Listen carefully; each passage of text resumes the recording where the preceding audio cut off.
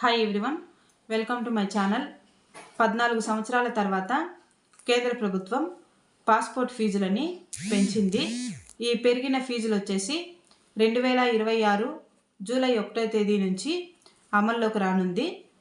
పెరిగిన ఫీజుల ప్రకారం 18 సంవత్సరాలు పైబడిన వారు 36 పేజీల పాస్పోర్ట్కి, కొత్త పాస్పోర్ట్కి లేదా పాస్పోర్ట్ రీఇష్యూ కోసం అప్లై చేసుకోవాలనుకుంటే గతంలో 1500 ఉండింది, ఇప్పుడు వచ్చేసి 2500 రూపాయలు చెల్లించాల్సి ఉంటుంది.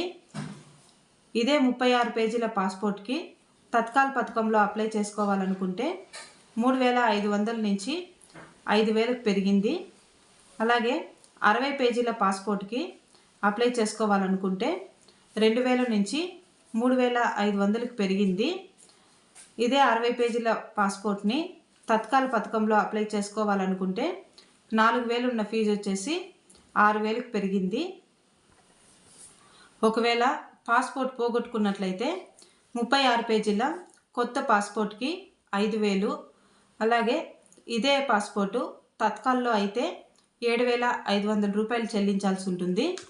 60 పేజీల పాస్పోర్ట్ పోగొట్టుకున్నట్లయితే 6000, తత్కాల్లో బుక్ చేసుకున్నట్లయితే 8500 రూపాయలు చెల్లించాల్సి ఉంటుంది.